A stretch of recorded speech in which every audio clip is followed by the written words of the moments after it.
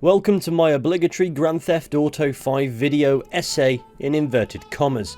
With the announcement of Grand Theft Auto 6 back in December, revisiting the otherwise latest title in the series was always going to be an appealing notion, and to say this game was a hit back in the day would be an understatement, being the second best-selling video game of all time, and playing it through 11 years following its release, I can see why.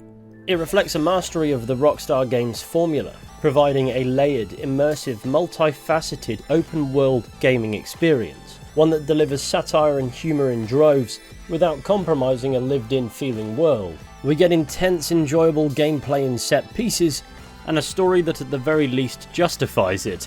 And that's only scratching the surface, because Grand Theft Auto 5 is a fun game that appeals to a wide variety of audiences. And nothing said in this opening minute hasn't been said before.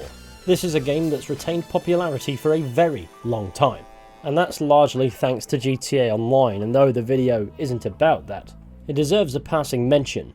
But what is it that makes it a titan of a title besides? It can't all be down to the never-ending army of pubescents who have made GTA Online their personality throughout their teenage years. There has surely got to be more to it. So what is it that's so special about this game that is now over a decade old? And that is what I embarked on a playthrough to hopefully discover. Will I add anything of value in the process? Who knows? But it's something to do, isn't it? So please enjoy. In Grand Theft Auto 5, we play as not just one, but three characters who each bring a different perspective to the experience at hand, whilst also reflecting different kinds of players who might be playing the game. In order of appearance, we have Michael DeSanta, the experienced, hardened criminal, reflecting the franchise's veteran players, or perhaps even players on a second playthrough. Then there's Trevor Phillips, the nutcase, reflecting the players who are nutcases, like me.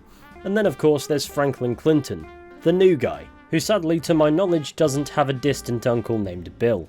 And these characters are made interesting by their similarities just as much as their differences. They're all criminals, albeit different flavours. Initially, Michael's come out the back end of his criminal lifestyle, having faked his own death, changed his surname and starting anew in Los Santos. But slipping back into his criminal life with his world around him collapsing, he reveals himself to be a fairly collected, capable, and rather theatrical thief. You forget 1,000 things every day, pal.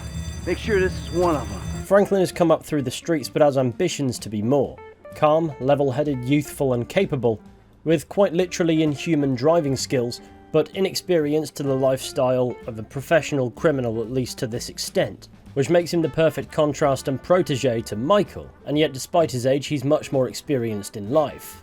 And thus the mentoring relationship between these two characters becomes symbiotic. The characters are similar enough that you'd expect to see them in the same room more than once, but their relationship with one another is well balanced. As for Trevor, he's the outlier. Unpredictable and psychopathic, there's no doubt Trevor Phillips is mentally disturbed, and unlike the other two characters who are motivated by an end goal, it's the act of doing that makes him who he is. He is the embodiment of the psychopath players become when they're not given enough to do. Yeah. Like so. And yet despite representing the sadism simulator everybody's treated Rockstar Games like in the past at least once, Trevor is aware of his own nature, and though that doesn't stop him from being explosive and vicious, it does allow him to retain a code of honour that keeps him aligned with the other protagonists, even when his very presence makes the partnership uneasy. And it's that sweet spot where the storytelling thrives. It's a story of the struggles of these characters, both with the characters and the world around them, and each other, that allows for a strong dynamic to complement the batshit insane heists this crew gets up to, when compared to the much more grounded narrative and gameplay structure of Grand Theft Auto 4. GTA 5 is utterly unhinged, and that is where I see a lot of opinions on this game become divided. GTA 5 is infinitely more chaotic than 4. The character focus has to take a wider scope, following three individuals rather than just the traditional one, and the scenarios of GTA 5 are also infinitely more absurd. With that in mind, GTA 5 takes a much looser approach to the gradual ramping up of the intensity, or in this case insanity, which still adheres to increasing in scope as you progress. It's just nowhere near as strict as 4 on this. And it all boils down to a difference in tone. Grand Theft Auto 4 is set in Liberty City, which is based on New York City, a more temperate city that fits the darker story of Nico Bellic. GTA 5's Los Santos, on the other hand, is based on Los Angeles, California, home to many wealthy celebrities, as much as the less than fortunate underclass. Los Santos is a much warmer and perhaps more glamorous setting, and that allows for a slightly more upbeat and romanticised narrative. And that is because it's an entirely different commentary on an entirely different place. We're no longer exploring the dark side of capitalism on steroids. We're also no longer observing the world through the lens of a lonely immigrant, and so the atmosphere, at least superficially, is vastly different, and which you prefer seems to boil down to preference. Personally, I think I prefer the darker tones of Grand Theft Auto 4, but even then I wouldn't call GTA 5 jovial by any stretch of the imagination, and I'm also not saying GTA 4 is absent of ridiculousness, because if I did make either of those statements, they would both be untrue. But what I am saying is in both titles, the environments are established in such a way that the products of them make sense, even if in both games they are often fundamentally ridiculous, and that is usually the way it's meant to be taken. But these things are always in keeping with the tone and atmosphere of the environment. Nonetheless, both games present an equally valid approach to telling a Grand Theft Auto story. Just like GTA 4, 5 uses the parody world around it to help hit home the commentary it's making. Admittedly, on this front it's a bit shallower than 4. Everything is still done with purpose, and poking fun at America is never not fun, but when compared to the subtlety of GTA 4, the more obvious commentary of 5 feels far from weak, but not quite as strong. Go to college. Then you're gonna rip people off and get paid for it. It's called capitalism. GTA has always grappled with the definition of a criminal. We play as criminals, there's no denying it.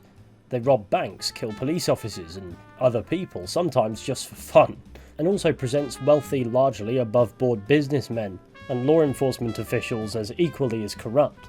And it's from that pool that this game sources its antagonists. They aren't shown as worse than the protagonists, but just as bad and a little bit harder to understand because we're not viewing the world through their perspective. And the game very much so hinges on this tussle between these two different definitions of criminal, and with many interactions between these parties that aren't openly hostile, the lines begin to blur. And as the story progresses towards the end, it does lose its footing a bit, I can't lie. As we get to the back end of the story, the problems the characters face begin to stack up, with two of the separate antagonists approaching Franklin and asking him to kill Michael or Trevor. And in the supposed best ending, the trio just realise that they can kill all of their enemies at the same time. Problem solved. I couldn't tell you why we didn't think to do this 25 hours ago, but here we are.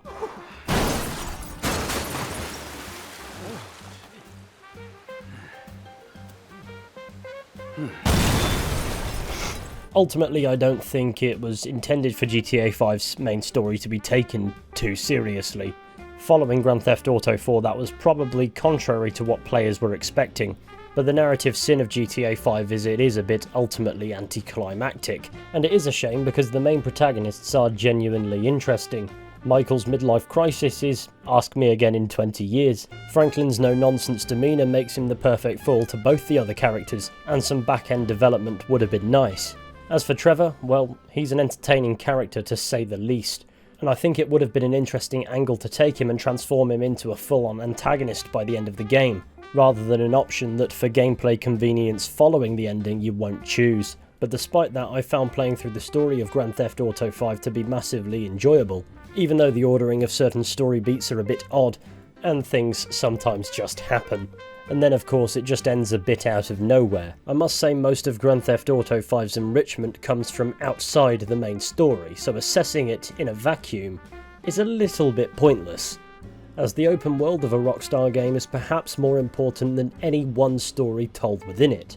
In other words, treating a Rockstar open world game like a linear experience is thoughtless at best, and in this game the open world is so much more than just a backdrop. Los Santos and the wider state of San Andreas simulate a living, breathing environment in which there are many opportunities to get involved in various content. They can be anything ranging from side missions all the way to completing simple yet repetitive, albeit satisfying tasks such as driving a taxi. And since unlike in GTA 4, AI taxi drivers in this game don't appear to embody the true spirit of Bradford mode, it's good that you can take the reins and take the passenger on a rather enjoyable vertical detour. Not to worry sir, this is a shortcut. I'll ruin my car just for you. Yeah! Thank you for your generous tip. I can now almost afford to repair the cab. The Strangers and Freaks missions are, as their name would suggest, strange. You see, any absurdity experienced over the course of the main story missions pales in comparison to the side content when it comes to Rockstar games.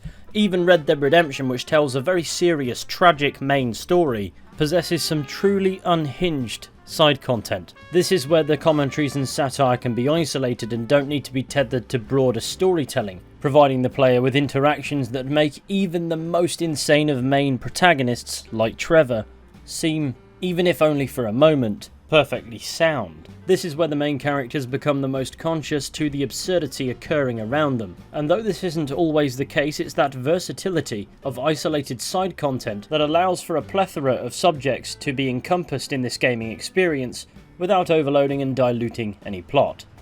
Those clowns over there? What the hell did I just smoke? It's also in these encounters where the mockery is the least disguised. My favourite example thus far are these civilian immigration bounty hunter characters. There's a real problem here. Да, люди мотивированы необходимостью прокормить свои семьи, едут сюда работать по-черному за копейки и прут в эту страну! It's a disaster! And that's why we formed the Civil Border Patrol. The characters presented in a lot of these side missions are often dislikable, and you certainly don't find yourself helping them because you like them. But you go along with it because the exaggerated, unfiltered perspective on certain stereotypes is interesting. Not only do you witness different types of individuals committing to dying on their respective hills, sometimes at the bottom of them, but the mockery is aimed just as much at the exaggeration as it is the subject. The entire premise of every single one of these missions more or less is made ludicrous, therefore, by indiscriminate piss-taking. Like the rest of these games, these missions highlight the absurdity of the world around us in the real world, and in GTA 5's case that would have been how Rockstar perceived it around the year 2013. As for GTA 6, they're going to have a field day, because things haven't exactly improved. Just think of all the notable events that have happened since 2013 and how they could be applied to this sort of format of side content.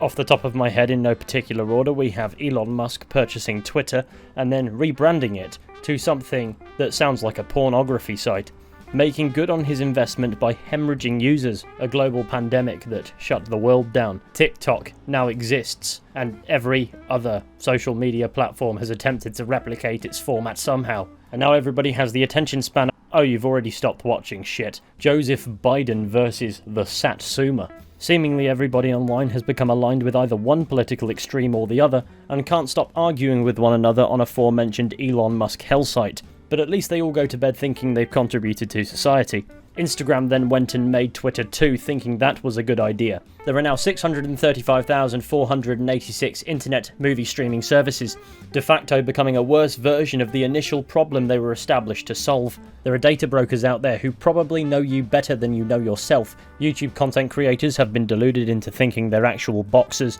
Video games now seem to take upwards of 6 millennia to develop. Every likeable celebrity on the planet seems to have collectively decided that now is a great time to die. People are pretending the electric car is the second coming of Christ, and all of this insanity can be traced back to the same fucking gorilla. And there's much, much more than that, leaving plenty of material for Rockstar to satirise in Grand Theft Auto 6. And these side missions function in such a way where the piss-taking can be part of a story, just not necessarily related to the main one. But the mockery exists on all levels of this game's existence, and Rockstar get awfully detailed with it. From the moment you recognise Michael's house is protected by group sex armed response, you'll realise that passing through the open world and simply observing all of the absurd details is practically content within itself. But of course the world has more content than just that. There are random, albeit scripted, encounters to be had throughout Los Santos County and Blaine County, and of course you can socialise with in-game characters, including the other main characters, which can be done through either encountering them in the wild. Oh, hey, Michael. Where you turn up from? So, you want to grab a drink or something? Absolutely. Or simply giving them a bell. You can go on social outings with all 3 main characters if you contrive the situation a little bit, and then go to a boozer and get absolutely rat-assed before driving your armoured vehicle home, and I must conclude that Franklin is the best drunk driver. How engaging the particular activity you choose to do on these outings does depend on which activity it is. You can cruise around and listen to insightful conversations for a bit, or you can just go drinking and it will skip time along to when you're drunk. Or you may have to be more engaged than that if you choose to go and play darts or golf or tennis, which is a pointless sport by the way, stop it. And if all else fails, there's always the strip club. But alternatively, you could just grow up. Characters don't really ring you to go on socials like they would in Grand Theft Auto 4 though, and I would pretend that's a shame because that felt quite natural in 4, but it gradually became unbelievably annoying. Furthermore, sometimes it can be hard to set the parameters that allows characters to answer your call. But that might just be because I made Michael blow up his entire family with a railgun. Chill out! I'm out! Amanda was understandably very upset, so I blew her up too. Mr. Jimmy Bean in the saucepan again. As for other activities, of course, like GTA 4, you can kick back and watch brain-rotting television at your own leisure, or you can go to a cinema and do it on a slightly larger screen perspective-wise. And if none of that takes your fancy, of course, this is a Rockstar game. There are many Easter egg secrets and mysteries. This ghost bears a striking resemblance to somebody I once saw in a rave. Obviously, GTA 5 has the Mount Chiliad mystery that I need to learn more about before I can even hope to tackle a video on. It'll happen. It just needs to be good, doesn't it? But there's plenty of Easter eggy goodness in this game, and not all of it is light-hearted. There's some genuinely fascinating stuff. And following my favourite aspect in Red Dead Redemption 2 being in a similar vein to this, I'm hoping that Rockstar will keep up that attention to detail, if not go even further with Grand Theft Auto 6, although I don't know how necessarily to correctly apply it to what is, no doubt, going to be a much faster paced game. But the best way to make a world feel alive is to pepper it with some environmental storytelling that goes off in many directions. Some of it amusing, some more alarming, and other stuff just being there for you to find. It's these small stories throughout the world space that will hook you on the idea of exploring and seeing what you can actually track down on your own. You don't necessarily need a multi-layered storyline to follow in order to find it interesting, therefore it adds an extra dimension to the whole experience because the presence of content outside what would constitute getting 100% completion just makes an open world, in my opinion, feel much more natural. So finding things that aren't important in the grand scheme of the game but nonetheless are there to be discovered and then pondered over, perhaps with blanks being filled in by either speculation or information that may be found elsewhere at first seeming otherwise entirely unrelated, in my opinion at least, is a huge drawing factor for Rockstar games. And of course the other games that do it, they exist. Because when exploring, nothing quite tops the feeling of a small detail transforming into a massive rabbit hole. Anyway, another cool thing about GTA 5's open world occurs when you switch characters. They're not just at fixed locations waiting for you to take over. They're out and about going about their virtual lives. Stupid outfits and arcane technology don't make you better than me. This country was built by and for the motor car. Go to France with your bicycles. For reasons that should be obvious, Trevor gets the best of these scenarios. When you switch to either Michael or Franklin, you know reliably you're probably going to find yourself in a rather mundane situation. Switching to these characters tends to be quite a tame experience that you can rely on to not be total chaos from jump. But with Trevor you just never know quite what you're going to get. You can switch to him and find him immediately in a high-speed chase, or he may be kipping a skip. My favourite thus far is him riding a scooter whilst heckling somebody else on a scooter shouting, "Scooter Brothers." We are Scooter Brothers! And what makes this good is it helps sell the believability of the world space you find yourself in. You feel as if these characters actually inhabit the world they're in. Instead of being vacant NPCs until you take control of them, they're actively doing things, and that appears to continue to be the case for the characters you aren't playing as at any given moment, because you can bump into them every so often. That said, it is hard to do accidentally, so you're more likely to be able to achieve this by forcing it to happen. As for other fun games you can play with other playable characters... Stop firing rockets at my house! Hey, stop shooting rockets at my crib. I'm out. Away from all of that Thomas foolery, this game has its fair share of customization, in which at various shops across the map you can choose different attire for each character. What you can equip on Michael, Trevor and Franklin will differ, so you never run the risk of overlapping styles and winding up thinking everybody looks boring now, but there's plenty of stuff to mix and match with, and not all of it looks especially nice, so be mindful. You can also change each character's hairstyles and give them facial hair, because that's how barbershops work. I do find it strange the one character who cannot be made bald is the one with the receding hairline, but you can of course have Bald Mike and Bald Frank. For the love of God, let me complete the Mighty Bald trilogy. Never mind, turns out there is a shop that does indeed do it. I bless this, the Tribolic Scrotum playthrough.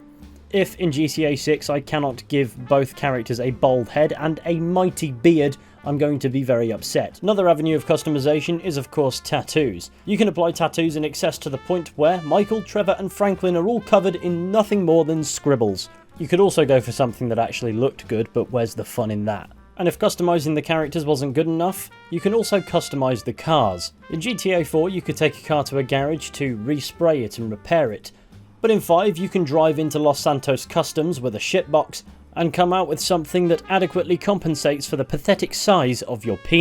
Customizing and modifying cars in this game is genuinely fun, and sometimes, admittedly, a little bit stupid, but that makes it more fun. Yes, you can take a nice car and turn it into a really nice car, or you can take something utterly dismal and turn it into something outright vulgar. Because don't tell me you haven't fantasized about a hot pink Toyota Prius. There are lots of options for in-depth customization of each different kind of vehicle, and there's a lot of fun to be had in simply messing around with everything to get the look and function that you want. But as a bit of a criticism, I don't think it actually goes far enough. Some cars don't really have anything going for them even after you've turned them into absolute death traps, and there are plenty of vehicles you can acquire in the open world that you can simply not modify at all.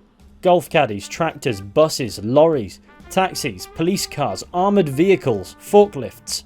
Rockstar, for the love of God, let me modify dumb shit. There are some silly cars with silly options in there already, but being told that a vehicle cannot be modified just makes me want to do it more. I wouldn't be too fussed if that wasn't actually included in Grand Theft Auto 6. I would like to be able to modify some dumber stuff, but as it stands in 5 there is a bigger issue that needs to be addressed with modified vehicles, and that is that they just despawn. You see, characters have default vehicles that will always respawn no matter what, but you can't change that. Yes, you can store other cars in your garage, but if you take it anywhere, say to a mission that takes you away from that vehicle is then lost along with every modification you made to it. It's an inconvenience at the best of times. In Grand Theft Auto 6, I'd like to be able to change what the game identifies as a character's personal vehicles so we don't have to worry about that problem again. And if we do encounter that problem again, we'll only have ourselves to blame. Yes, you can purchase garages to store more cars, but to ensure this method of preventing a car from despawning is effective, every time you take a vehicle from it, you inevitably have to bring it back. And the issue crops up when there's a lot of content that you might do in the meantime in this game that won't take that into consideration. What's the point in decking your car out if you run the risk of never seeing it again after 5 minutes of use? Fortunately for Franklin, he can purchase a Los Santos Customs garage as one of the many businesses the characters can buy to build up their own property portfolio and make some passive in-game income. So playing as Franklin, you can trick out cars to your heart's content and not have to worry about how much in-game currency it costs, because the modifications are free, but that garage is in the arse end of nowhere, and the problem is still irritating. Sometimes pre-modified cars will spawn outside Los Santos Customs garages, and if you're fed up with doing it yourself, you can just steal them. But if anything, they despawn even quicker. I have a slight theory this is something that won't be an issue in GTA 6, but the only way we'll ever know for certain is when we see it for ourselves. Well, I've nattered on about this for a good while now, so let's move on and talk about some of the actual gameplay aspects.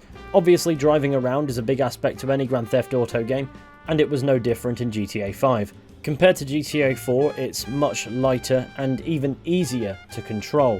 There are some bum-squeaky moments besides, especially if you modify a car stupidly, but you can mitigate any driving challenge by playing as Franklin, because his ability is to slow down time and speed a car up past its limits and also defy the laws of physics in the process, The ability allows Franklin to take tight angles at high speed and also prevents the car from taking off when going up a steep hill at over 200 miles per hour. In other words, he is the pinnacle of school zone drivers, and his ability is endlessly useful, so spam it to death. Some people prefer GTA 4's driving to 5's, and I can see why, as you can certainly afford to be much more distracted in 5.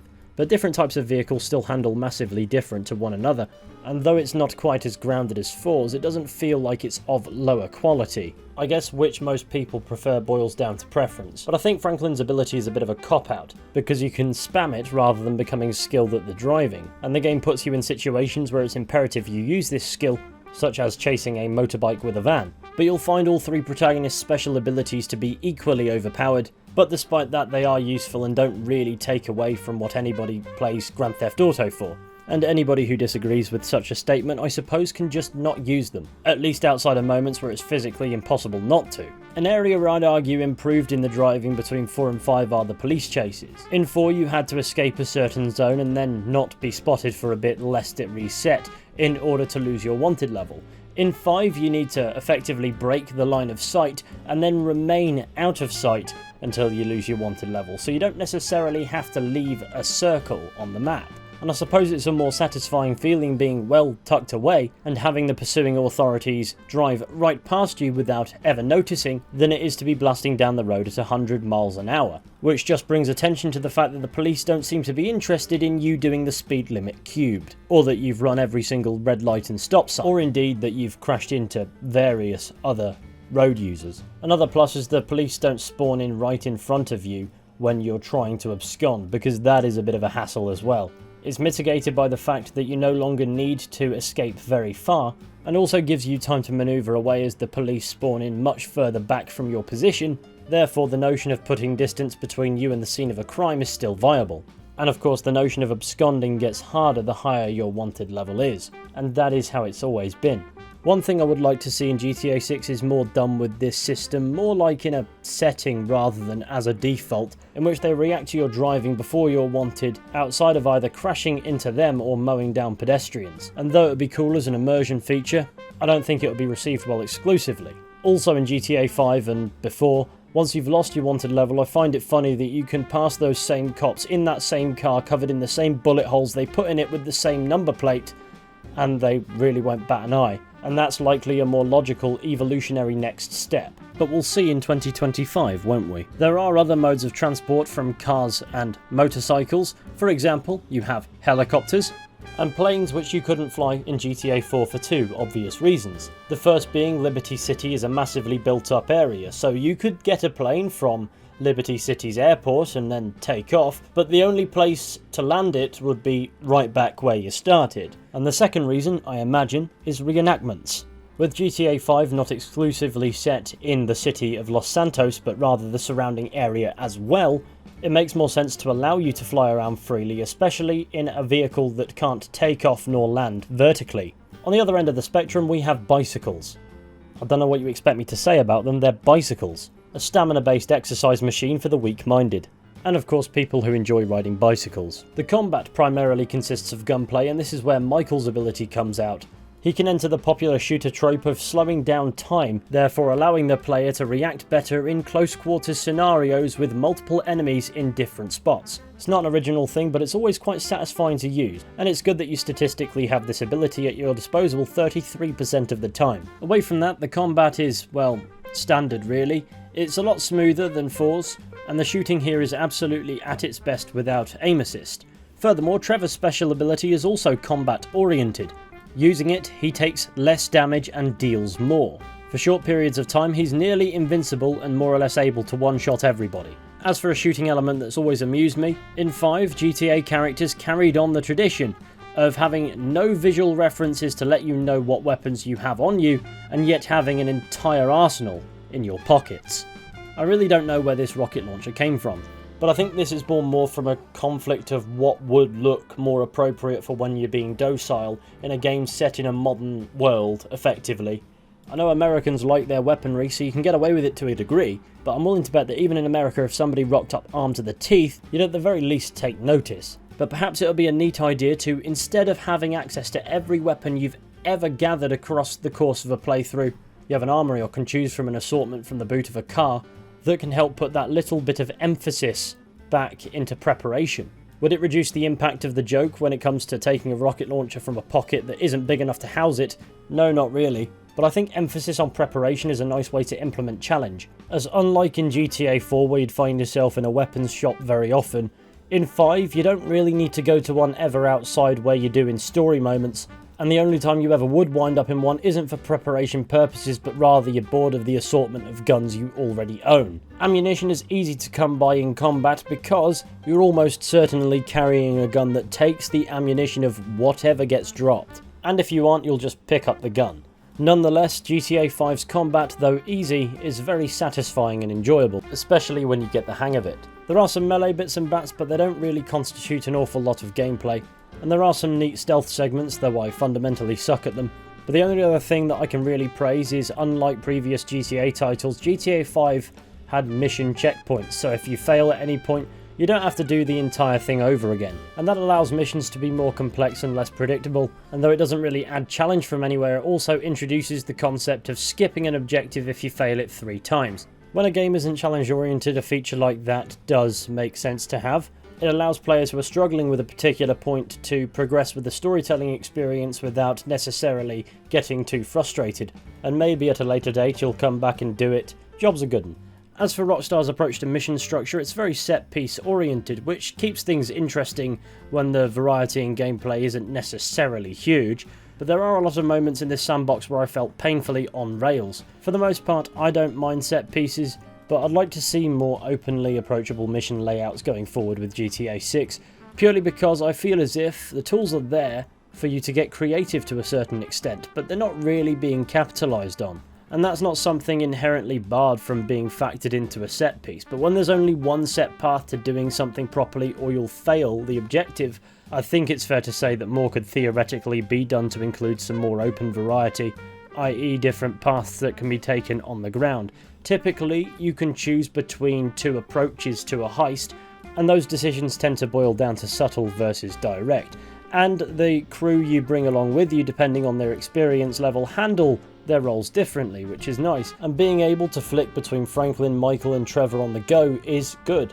But for the most part with Rockstar set pieces, once a script is set in motion, no matter how many variants of it there are, you're kind of locked into that one, and the wiggle room then dissipates a lot. I find it strange attempting to critique Rockstar's approach to game design, especially when it comes to their mission design as it were. The gameplay itself is beyond passable, and it far from fails to be enjoyable, but it also feels like a section of Rockstar's overall game design where things aren't being pushed as far as the rest of the game, and no doubt there will continue to be this aspect of sandbox in GTA 6. The missions have a preference for having you follow a marker and do specific things, which is probably a broader gaming issue rather than just a Grand Theft Auto or Red Dead Redemption problem or whatever, as when it comes to open world action adventure games they tend to follow one route or another. The Rockstar Games route is following markers for missions and etc, whereas the other is just dropping you in an open world and having you collect clutter and carry out vague objectives, and have an open-ended approach where you're not locked into one mission or whatever, and can come back at a later time after doing something else altogether different. And between the two, I certainly prefer the more focused approach that Rockstar Games do have, and I don't think frustrations from players necessarily stems from anything in Rockstar Games necessarily being flawed when it comes to mission structure, because if anything, they are as a collective masters at what they do. But if anybody was going to innovate in this department, you would want it to be Rockstar, and that's probably not a reasonable thing to put on the development of these games, because the execution of the format is there, but the concept of the format is tired from a broader perspective than any one company. And I think that's partially behind why, in absence of a solution, there's much more environmental storytelling in recent Rockstar titles, even if recent for Rockstar equals ancient history for a company like Ubisoft. The weight of expectations has grown to a point where it can no longer reliably be supported by the foundations of the games, and more abstract approaches to delivering content are being deployed to support the fundamentals. And as a result, the games become significantly deeper in many, many ways, not just the example I used, to ensure releases retain that rejuvenated feeling, as the perceived problem aspect becomes smaller against the scope of the game itself. And for how long that is viable, I have no clue, but hopefully that tangent made some sense. Anyway, now we can conclude this video. I think it's a terrific game, phenomenal even. Is it the best I've ever played? No. Over a decade and a few re-releases later, I believe on many levels this game holds up incredibly well. But it's like I said at the start of the video, its long-term success appears to have a lot to thank the online mode for. It's still getting updated to this day apparently. Not that I would know as I've never played GTA Online. I'd give it a go, but I fear I'd be popped non-stop by children on hoverbikes. But I also think there's a case to be made for how Rockstar Games hooks you in their open worlds. All the parodies and commentaries have meaning, and nothing is used as a simple throwaway. Nor is anything off limits to the game's relentless satire, showcasing the absurdity of modern society with the Americans as an example. It's not meant to be taken seriously, but the constant controversies surrounding these games have also become an invaluable marketing tool, one that ensures Grand Theft Auto remains relevant, because often it's the people the games are satirising that can't shut up about it. As for the people who actually play the games, they're met with enough content that they can get what they're after, whether that be mindless sadistic fun or deep immersive storytelling. I look forward to seeing what comes next with this franchise, especially if there's a greater emphasis on the environmental storytelling, the mysteries and myths and legends that follow this game. All of that stuff, it fascinates me beyond belief, and I can say quite comfortably I look forward to seeing what Grand Theft Auto 6 does with all of that. But I do so cautiously, as is the nature of the games industry these days. You can't afford to get your hopes up until, well, you're playing the game, I guess. In my mind, Grand Theft Auto 5 is still a fantastic game. It's not perfect and has its fair share of flaws, but the good certainly outweighs the bad. But the closest thing this game has to bowling is shaving your head bald and headbutting people, so it's a 2 out of 10. Thank you for watching. Goodbye. And hide! Idiot!